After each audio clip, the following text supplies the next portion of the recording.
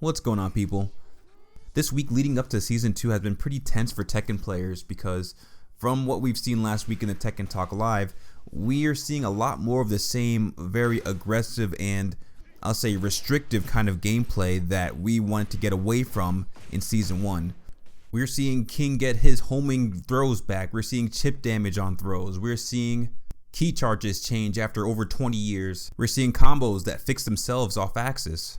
People are starting to feel a little bit burnt out from the gameplay decisions that were made in Tekken 8, hoping that the Tekken devs would see our feedback and make responsive changes to Season 2, would be the big full release of the game, since this game did not have an arcade release to kink out the bugs like the previous ones. But that didn't happen. We got the Tekken Talk Live that showed a bunch of aggressive gameplay along with nerfs. There was some nerfs that people complained about and were rightfully addressed, but at the same time they showed a bunch of big changes that does not really give the best feeling for people that were a fan of defensive gameplay. And you start to wonder, how could this have happened, right? With all the feedback that we've given over the past year, how could they possibly mess this up?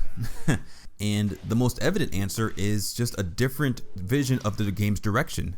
In a tweet immediately following the key charge backlash, Hirata explained about the process of the team and how he and Michael Murray are not really as hands-on with the Tekken project as they once were, and they have a new generation of developers that are, I guess, working with the game, and there are cultural shifts along with the new generation of Tekken players. So the things that he might think are good may not be reflective of what might be good for the game or reflective of what players actually want. Or so he says, because I don't particularly buy that Hirata is the one that's behind these changes. In all of his interviews and tweets, he seems to be on the side of keeping things the way they are, or doing things the way that they have always done it.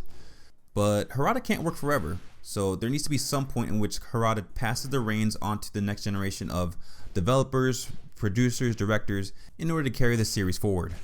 The game must evolve, it must change in some way to make itself worth buying from the previous game, while also be similar enough to continue that through line of your existing and loyal player base. So if I'm Hirata trying to pass the torch to another developer, or even if I'm a veteran or old player explaining my values of what Tekken is to a newer player, what aspects of the game would I say are pliable for change? What aspects do people like or have gotten used to? And what aspects of the game should be given serious consideration before you even think about touching? Because Tekken has went through a lot of changes in its lifetime, changes that people hated at the time too. You know, we had the golden child Tekken 5, everyone's favorite, on the Tekken 6, and you know, people at the time was like, whoa, we got Rage, we have this comeback mechanic, no way, all these anime characters, Baba, Lisa, Lars, get them out of here, what happened to my Tekken, right? And then Tekken Tag 2 comes out. Tekken Tag 2, I don't think there's much complaints about changes in Tekken Tag 2, it wasn't that big of a deal anyway, in terms of overall mechanical changes. Tekken 7 comes out, the movement is nerfed a lot. We have rage drives, rage arts, you know, cinematic stuff. What's that doing in Tekken? Meters, Akuma, what is all this stuff? And Tekken 7 is one of the most popular, if not the most popular Tekken game in the series. And then now we have Tekken 8. One of the most obvious things is the game balance, right? Is every character viable? Is there really terrible matchups? And thankfully Tekken has been pretty consistently in the last, few games that there's no character that you can't get to top ranks with, right? Every character has a chance. Maybe at the pro level, it becomes a different story, but everyone could succeed in online and basically playing the game with any character, and that's been a big benefit for Tekken. Again, I think that one is pretty obvious. Another obvious one, I think, is the visuals, the game feel, and the overall tone, right? The game should feel good. It should feel familiar to play. I remember Tekken 7 Vanilla felt really bad because of the movement nerfs from Tekken Tag 2 especially, and they fixed that in the later release and the home release. It felt a lot better, but if you played that original Tekken 7, it was not feeling good. So the game should still feel good to play. While the game should still feel good, obviously, I think the visuals and the tone part of it can be a little bit more subjective and played around with. And they have done that in Tekken 8, but in ways that are particularly frustrating to me. because I really enjoy the animations. I think the character models are gorgeous in Tekken 8 compared to Tekken 7. And it's kind of wasted, in my opinion, because of all the visual effects and clutter that happens over the characters and over all the attacks. It's like having like a really nice steak, like you're cooked at perfect temperature, and then you just splotch a bunch of ketchup right over it. Like, it's like, will I eat my ketchup steak?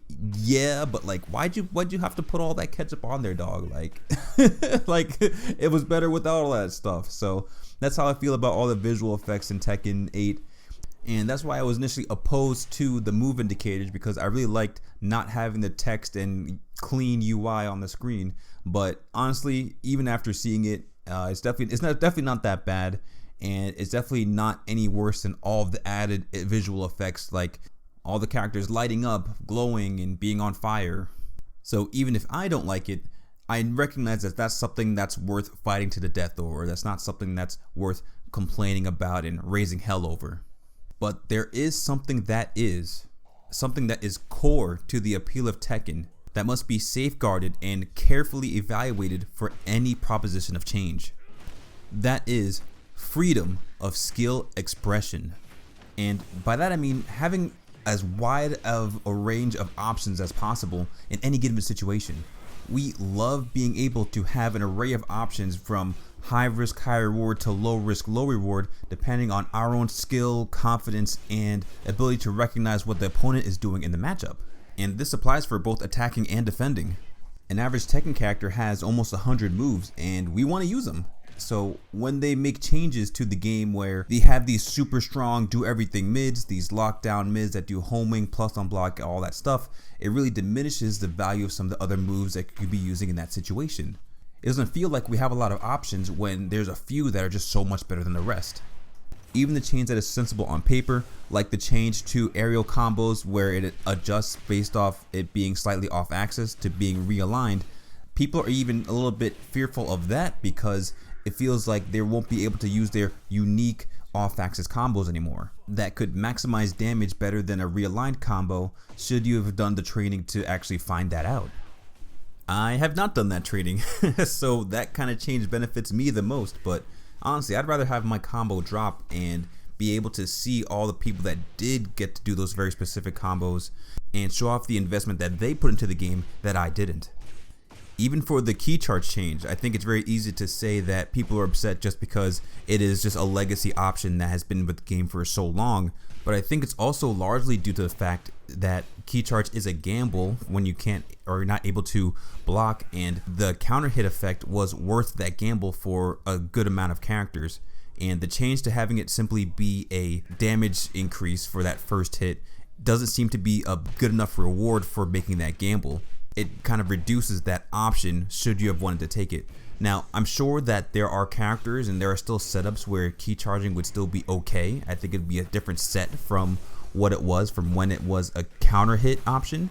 But at the same time, people do see it as a reduction in viable options.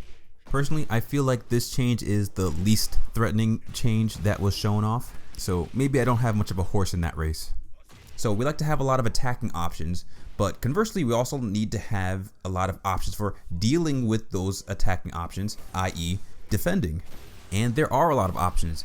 There's blocking, ducking, using parries, using armor moves, using evasive moves, and because Tekken is a 3D game, you can also do sidestepping. However, a pervasive issue that a lot of longtime Tekken players have with Tekken 8 is that it's just so much more common through the heat system or just how they balance a lot of the moves in the game that on hit or on block even, that there's situations where the opponent cannot step. The more situations where the opponent cannot step, the less free it feels to be the defender. You're locked in place, and that starts to hinder not only on balance but also on the game feel itself. It doesn't feel good to feel completely restricted in your movement. The lack of options that occur in these now much more frequent situations reduces the mind game between the two players, and therefore reducing that freedom of skill expression that we expect when we put so much hours into learning Tekken.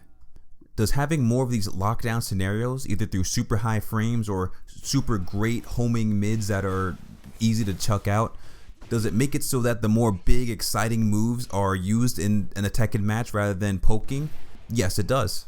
Does forcing these scenarios also make the game easier to balance? I'd probably wager it does. But it comes at the cost of skill expression.